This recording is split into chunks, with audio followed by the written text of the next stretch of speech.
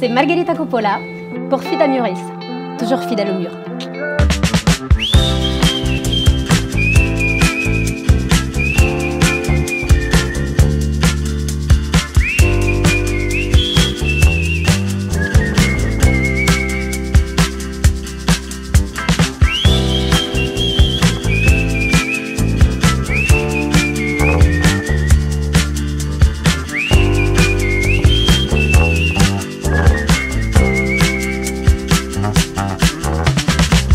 Je suis comédienne, j'habite à Melun depuis 4 ans désormais. Je suis napolitaine, j'ai vécu toute mon enfance, ma jeunesse à Naples. Je viens d'une famille d'artistes, mon père est artiste peintre, ma maman aussi. Et j'ai fait des études d'art. J'ai fait le lycée artistique, je faisais de la sculpture. Et ensuite, je me suis orientée plutôt vers le journalisme. Donc j'ai commencé par l'écriture.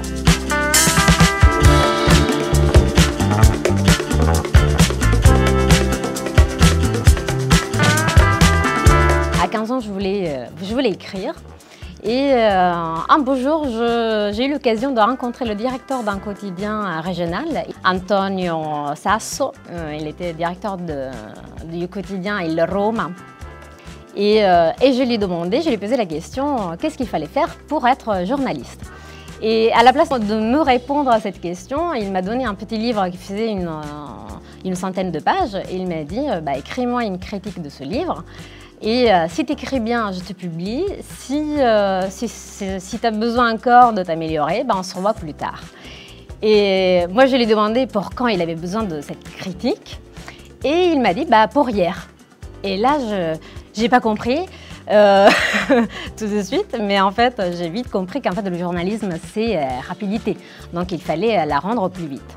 Donc je lui ai rendu la critique, il a commencé à me publier. Donc là j'ai commencé à écrire pour la rubrique culture. Je m'occupais de livres, d'expos d'art, de concerts aussi, quelquefois. Et c'est justement avec les concerts que j'ai demandé à basculer sur la rubrique spectacle. Là j'ai commencé à faire les critiques de pièces de théâtre. Donc, et c'est là qu'est née la passion pour le jeu. C'est vers les 22-23 ans que j'ai décidé vraiment de basculer sur le jeu et j'ai mis de côté l'écriture, le journalisme pour me dédier plus au théâtre.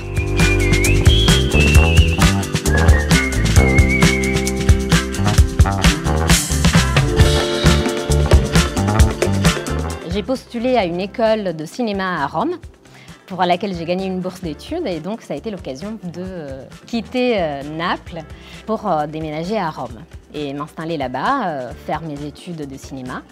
Je faisais des petits boulots, j'avais fait déjà quelques petites publicités à Rome, mais je voulais vraiment me perfectionner parce que je suis quelqu'un de très exigeant avec moi-même.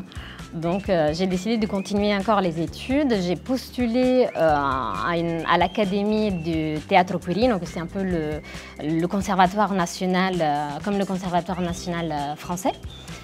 Et j'ai gagné une bourse d'études aussi pour étudier là-bas pendant 1 an et demi.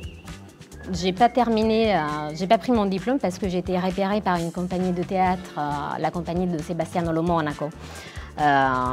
Et donc il fallait choisir si continuer les études, prendre mon diplôme au Teatro Quirino ou commencer à travailler. Et j'ai choisi de commencer à travailler.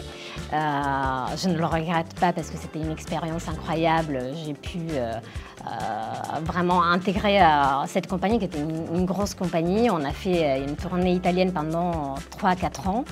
Avec le spectacle Non è vero ma ci credo de Peppino De Filippo, qui est un autre monument du théâtre napolitain.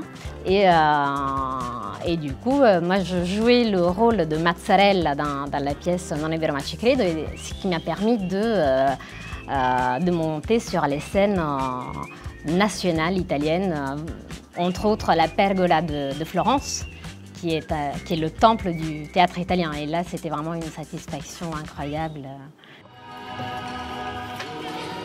Mazzarella! Mazzarella! Avete chiamato il commendatore? Eh no, ho ballato. Mi era sembrato di sentire un ronzino. Je voulais tenter la voie du cinéma en Italie. J'ai commencé à faire des rencontres, des castings. C'était un peu compliqué parce que l'Italie, on ne fait pas énormément de production et le beau temps du cinéma des années 60 avait cessé. Et j'ai eu envie en fait, de voir autre chose que l'Italie. Pourquoi la France? Parce que aussi, je pense que c'est lié à l'enfance. Mon père, en tant que peintre, il a beaucoup travaillé en France pendant les années 90. Quand j'étais toute petite. Il a fait beaucoup d'expositions à Rouen, à Toulouse, il a voyagé un peu en toute la France. Et moi, de temps en temps, j'allais avec lui, donc j'ai commencé à voir aussi des amis français. C'était assez amusant. Et c'est vrai que j'ai toujours eu cette passion pour la France. J'adore Édith Piaf, j'adore Truffaut. Donc j'ai choisi Paris un peu, c'était évident. C'était Paris, c'était pas ailleurs. Je suis partie, je connaissais personne, j'avais aucun contact, je repartais à zéro. Certains me disaient aussi que c'était un peu fou parce que c'était un grand risque. Je quittais quand même mon réseau italien, je travaillais. C'était en fait le mauvais moment, si on veut, pour partir. Parce que j'ai commencé à faire ma place en Italie. Mais pour moi, c'était le bon moment. Je me suis dit, bah, si je le fais pas maintenant, je le ferai plus. Et je vois comment ça se passe pour le travail dans la capitale européenne du cinéma. Je venais de m'installer en France et c'est ça qui est assez marrant, c'est que j'ai été contactée par Ili Caoni, c'est un groupe de vidéastes toscans, pour une web-série, Elba Movie. Et pour jouer le rôle de Sarah, et c'est toute une histoire autour de Napoléon. Et j'ai trouvé ça assez marrant parce que je venais de m'installer en France et on m'a appelé en Italie pour travailler sur un projet où il y avait Napoléon. Io mi facevo i fatti miei nella mia epoca e adesso mi ritrovo in mezzo a scambi temporali, spiriti e tiranni. Tiranni? La storia non ti ricorda come Napoleone il pacifista? Fanno presto i topi a giudicare l'aquila. Ah, è così che vedi chi ti dà contro, maestà? È così che vedo chi gioca il generale senza prendersene la responsabilità. Mais c'était pas évident, surtout au début parce que je maîtrisais pas la langue. J'avais un très fort accent, je l'ai toujours, mais il est un peu plus léger, j'ai essayé de le travailler. Mais j'ai eu quand même la chance de travailler notamment avec Tony Marshall sur le film numéro 1 qui m'a permis de jouer aux côtés de Suzanne Clément, qui c'est une actrice formidable. Vera. Quoi? Viens voir. Ta fille est en bas.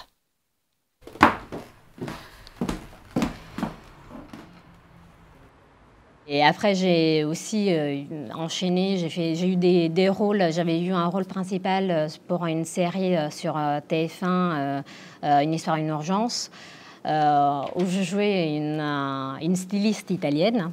Hé! C'est à cause de toi s'il en est là. Tu lui as fait vivre un enfer. C'est toi qui lui mettais la pression, avec tes histoires de mariage et qui le voulais pour toi toute seule. Tu me dis que tu ne l'as pas drogué avec ta fameuse infusion anti-stress. Mais n'importe quoi! Du calme, mesdames. Qu'est-ce que c'était que cette infusion anti-stress? Je vous laisse. Judith veut que je supervise les essayages pour le défilé de demain. Au revoir. Et en fait, là, c'était assez drôle parce que le rôle, il était pensé pour une Française. Mais le casting, ça s'était très bien passé. Et ils ont changé le nom du personnage. Ils l'ont transformé en personnage italien pour moi. Donc c'était assez flatteur, c'était rigolo. Et après, c'est vrai que la plupart des projets que je fais sont plutôt publicitaires. Et ça, c'est aussi parce que les rencontres ont fait que je me suis retrouvée plutôt dans la publicité. Donc j'ai tourné pour plein de marques différentes, pour les drones Parotte.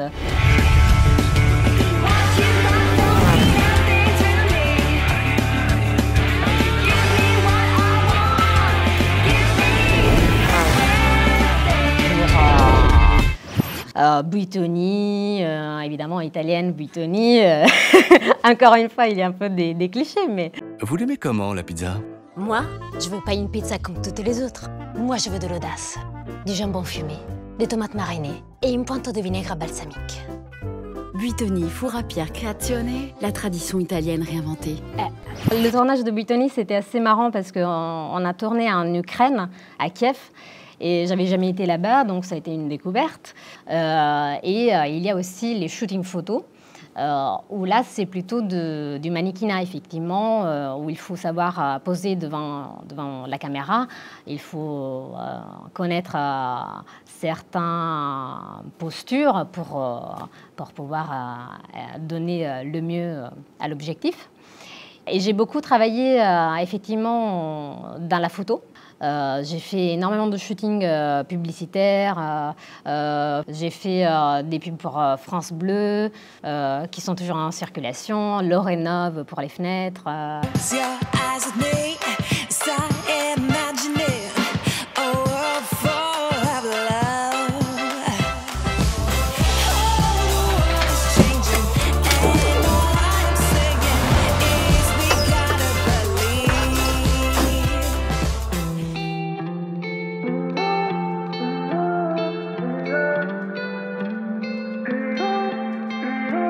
J'ai vécu de 2014 à 2015 à Paris. Ensuite, en 2016, avec mon mari, mon actuel mari, parce que du coup, je suis restée à Paris parce que j'ai rencontré aussi quelqu'un. Sinon, peut-être qu'au bout d'un an, je serais rentrée en Italie parce que la première année, ça a été très dur. Je ne parlais pas très bien français, je connaissais personne, c'était pas facile. Là, ça va beaucoup mieux. Je parle aussi un peu. Je maîtrise un peu mieux la langue. Et en 2016, on avait fait une randonnée à vélo en Dordogne avec mon mari. Et en fait, le grand air, le fait d'être vraiment immergé dans la nature, ça nous a donné envie de partir de Paris, parce qu'avant on était dans le 13e, en plein centre, et d'avoir un jardin, d'avoir plus grand. Donc on a cherché un peu autour, on est tombé sur Melun. On ne connaissait pas Melun, et on s'est dit, on a creusé un peu le sujet. On a vu que c'était pas loin de la forêt de Fontainebleau, pas loin de la Seine, pas loin de Paris, parce que finalement c'est 25 minutes en train. Donc on s'est dit, mais c'est super, c'est Paris à la campagne. donc on a déménagé à Melun en 2017. Ça fait 4 ans, ça passe vite. Voilà, hier par exemple, on était en rando VTT à Fontainebleau, parce que moi je suis quelqu'un d'assez sportif, donc j'aime beaucoup. Je fais du VTT, je fais de la rando, je fais du tennis. Je fais du tennis en compétition pendant 10 ans et là j'ai repris au club de Melun. Mais voilà, et donc hier c'était sport, nature, comme si on était en vacances. Avant-hier c'était casting à Paris. Donc je trouve que c'est un excellent compromis pour une vie équilibrée.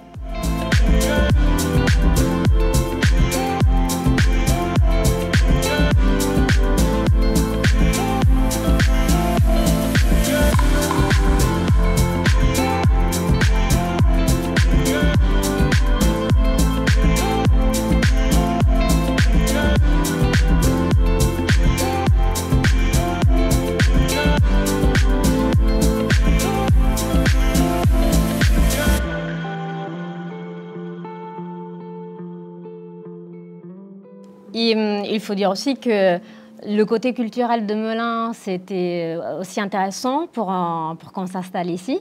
Notamment, il y a la médiathèque qui est très bien fournie, c'est un bel espace. Ça permet aussi de se poser et de créer. D'écrire, de faire ses recherches. Et puis, c'est assez vif. Il y a des festivals, il y a notamment le Festival des Affolantes qui est très sympathique. Moi, ça me permet aussi d'avoir le calme qui je ne trouvais pas à Paris. Parce que Paris, c'est quand même, ça bouge dans tous les sens. Il y a beaucoup de pression aussi dans ce domaine.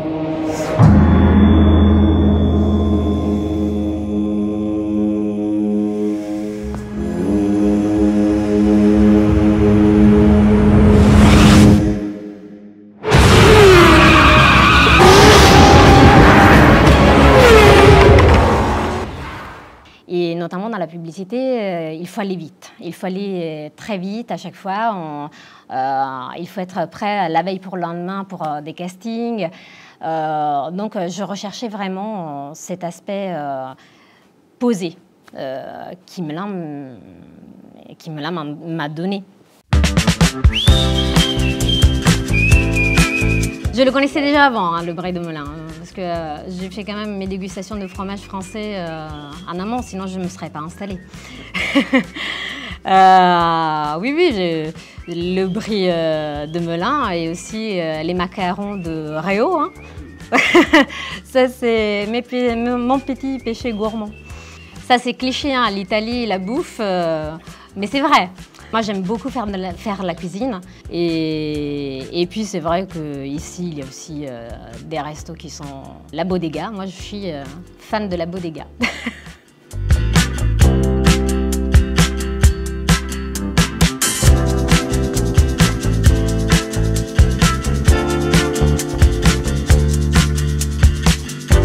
Ah ben moi, je me sens à moitié française, moitié italienne, hein, parce que là, la France, elle m'a adoptée, quand même. Oui, je rentre régulièrement en Italie parce que j'ai toute ma famille qui est là-bas. Voilà, j'ai une maman italienne quand même. Donc, si elle ne va pas sa fille, son unique fille, régulièrement, ça devient compliqué. Moi, j'adore Naples. C'est une ville qui est pleine de contradictions, qui est très riche. C'est vraiment une explosion de couleurs, d'émotions. Et c'est un théâtre vivant. Enfin, tous les jours, Naples, voilà, on tourne la tête, on a des scénettes de théâtre. Je ne sais pas vraiment répondre. Il y a des côtés français que j'aime beaucoup parce que mon père, il se moque de moi. Il me dit que j'ai un côté allemand. Donc, et Naples, c'est pas connu pour être carré. Donc, voilà, la France a un côté plus carré que l'Italie en général, surtout le sud de l'Italie. Et moi, je me retrouve beaucoup dans ce côté un peu carré. Et il y a des choses effectivement qui marchent mieux qu'en Italie, mais voilà. Le soleil italien et aussi la nourriture italienne, quand même, peut-être l'emporte sur la France.